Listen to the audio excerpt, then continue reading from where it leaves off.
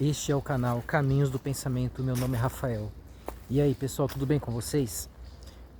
Será que a existência de Deus é refutada pelo fato de que a natureza é um ambiente extremamente cruel?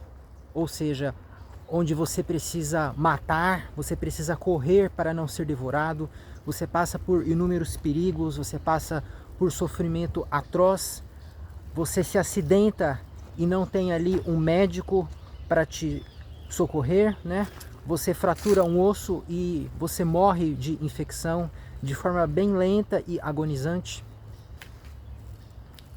Então, é curioso porque o veganismo que eu defendo no canal é um modo de vida e filosofia que procura boicotar qualquer modo de exploração e crueldade contra seres dotados de consciência, né? Os chamados sencientes, seres que percebem a si mesmos e o ambiente ao seu redor.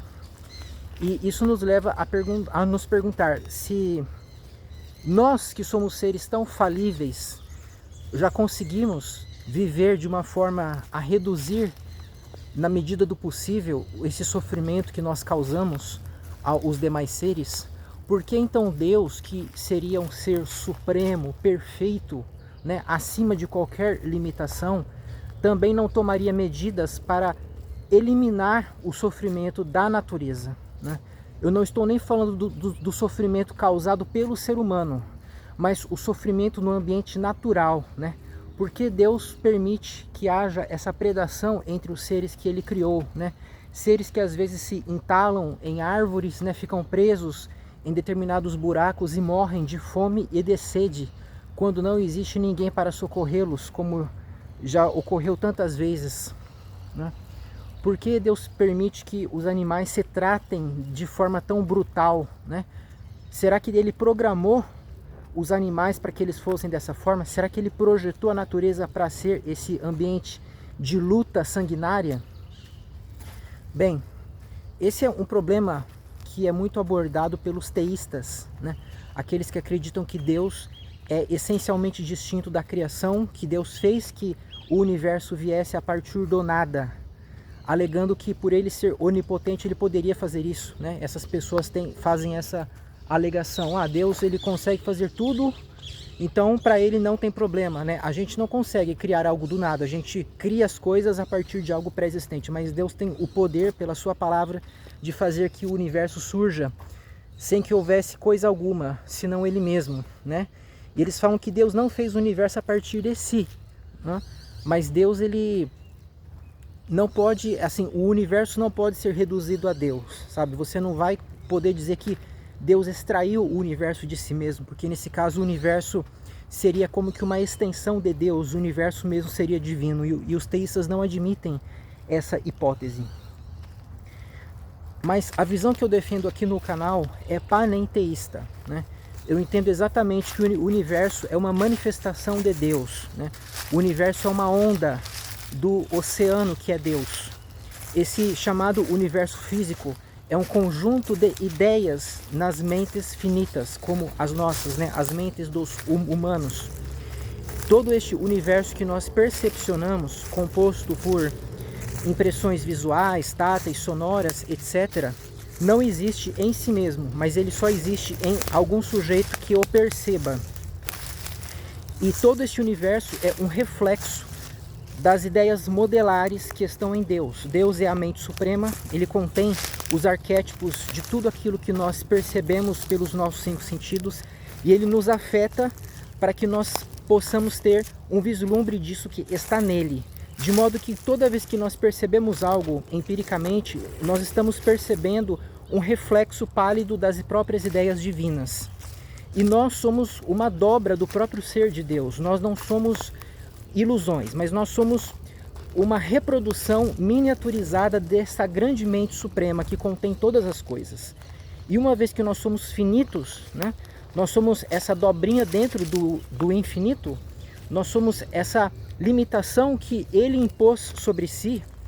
A gente nunca vai conseguir perceber tudo, né? A gente sempre vai ter descobertas para fazer, nós sempre vamos ter coisas para criar, inclusive imitando o próprio modo de atuação dessa mente suprema, né? Então, esse mundo que nós vivemos aqui, ele não reflete na sua inteireza, de forma absoluta, a perfeição do ser de Deus. Ele sempre é limitado, né? Então nós encontramos aqui nesse mundo coisas que nós desejaríamos que não existissem, né?